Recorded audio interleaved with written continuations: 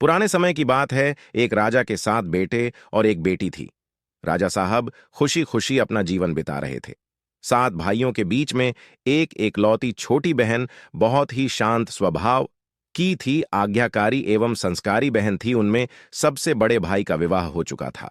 7 भाइयों में सबसे छोटा भाई एक आंख से अंधा था। छोटे भाई के दिल में अपनी इकलौती बहन के लिए बड़ा प्यार एवं लगाव था।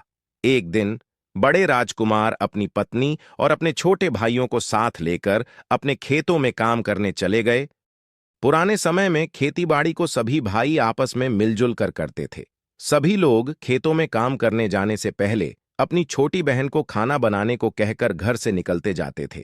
7 राजकुमारों की बहन अकेले घर पर खुशी खुशी सबके लिए खाना बनाने के लिए जंगल से सरसों का साग को तोड़कर लाई और बड़े प्यार से सरसों के साग को काट रही थी।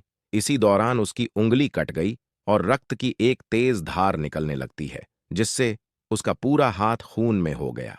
तब राजकुमारी सोचने लगी कि मैं क्या करूं। अगर घर के दीवार में खून को पोंछूंगी तो भैया देख लेंगे और चिंता करेंगे, और यदि अपने कपड़ों से पोंछूंगी तो भाभी खून लगा कपड़ा देखकर मेरे बारे में क्या सोचेंगी।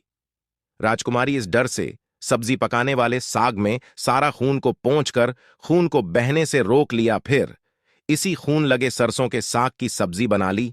और जब उसके सारे भाई और उनकी भाभी अपने खेतों से काम करके घर आए तो छोटी बहन हमेशा की तरह सभी के लिए साफ थाली में खाना और मिट्टी के लोटे में पीने के लिए पानी देती थी, और तब सभी एक साथ खाना खाते थे। उस खाना खाने के बाद खाने की जमकर तारीफ की और वे सब अपनी बहन से पूछने लगे कि बहन, तुम्हारे द्वारा बनाया हुआ यह सरसों साग बहुत बार खाए हैं, परंतु आज की बनी सब्जी का स्वाद बहुत ही अद्भुत लग रहा है। बताओ ना, कैसे और क्या क्या मिलाकर इतनी स्वादिष्ट सब्जी बनाई। पहले तो राजकुमारी डर से सहम गई कि कहीं भाइयों को पता न चल जाए कि मेरे हाथ की उंगली कट गई है। फिर वह थोड़ा सोचकर बोलती है कि कुछ नहीं भैया, जैसा हमेशा की तरह सब्जी पकाती हूं वैसे ही तो बनाई है राजकुमारी।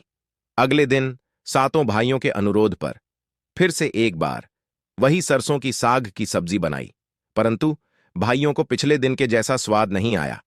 फिर ऐसा ही 7 भाइयों 3-4 बार सरसों के साग की सब्जी बनवाई, लेकिन खून लगे साग का स्वाद उनके मन मस्तिष्क से उतर ही नहीं रहा था। असलियत जानने की जिज्ञासा थी, और फिर 7 भाई और भाभी ने उससे उस दिन के खाना बनाने का तरीका जानने की जिद करने लगे। मजबूरन राजकुमारी को सारी घटना बतानी पड़ी, और फिर सच्चाई मालूम होने पर 5वां भाई, जो बहुत ही लालची किस्म का था, उसने बाकी भाइयों से कहा कि बहन का खून इतना स्वादिष्ट लगा तो इसका मांस कितना स्वादिष्ट होगा। ये बोलकर सभी भाइयों के बीच में चर्चा करने लगा। सबसे छोटे भाई को छोड़कर बाकी भाइयों ने राजकुमारी को मारकर उसका मांस खाने को राजी हो गए। मांस खाने की सोचकर उन सभी के मुंह से लार टपकने लगी। भाइयों के मन में स्वादिष्ट बहन के मांस को खाने के लिए वे लालची बन गए। इसका आभास राजकुमारी को हो गया था किस प्रकार उसके भाई अपनी बहन का मांस खाने की लालसा रखते हैं। और फिर एक दिन 7 भाई शिकार खेलने के बहाने से राजकुमारी को लेकर घने जंगल में चले गए, जहां पूर्व से निर्मित 4 केंद के वृक्षों पर बने मचान के नीचे पहुंचते ही, जिस पर अपनी बहन को यह झूठ बोलकर चढ़ने के लिए बोलते हैं कि इस मचान पर जंगली जानवर तुम पर हमला नहीं कर सकेगा। इस प्रकार 7 भाई अपनी बहन को मचान पर बैठाकर अपना अपना धनुष लेकर शिकार करने का ढोंग करके चले जाते हैं।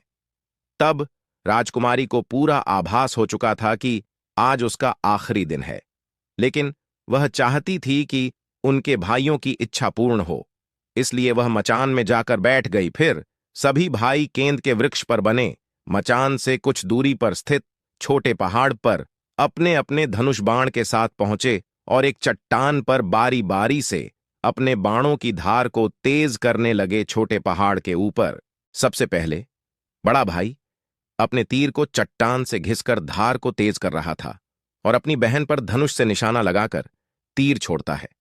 तभी राजकुमारी पूरी बात को समझ गई कि भाइयों का क्या इरादा है।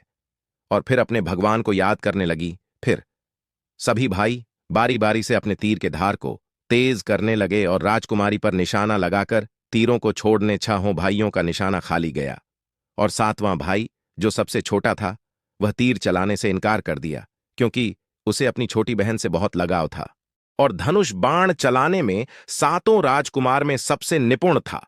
भगवान ने सभी की बुद्धि फेर दी और बहन बच गई। दोस्तों, इस कहानी से शिक्षा मिलती है कि जीवन में हम जिसको अपने सबसे अच्छा दोस्त, भाई, जीवन साथी समझते हैं, वह वक्त आने पर कभी ना कभी धोखा दे जाते हैं। इसलिए मनुष्य से ज्यादा लगाव नहीं होना चाहिए, ज्यादा से ज्यादा लगा परमपिता परमात्मा के चरणों में होना चाहिए। दोस्तों, आज आपको हमारी कहानी कैसी लगी? कमेंट में जरूर बताएं। अगर आपको हमारी कहानी अच्छी लगी हो तो अपने दोस्तों के साथ शेयर करें और कमेंट में अपना प्यार जरूर दें। चैनल को सब्सक्राइब करें, बेल आइकन को प्रेस करें, जिससे आने वाली कहानी की नोटिफिकेशन आप पर सबसे पहले पहुंच सके। राधे राधे।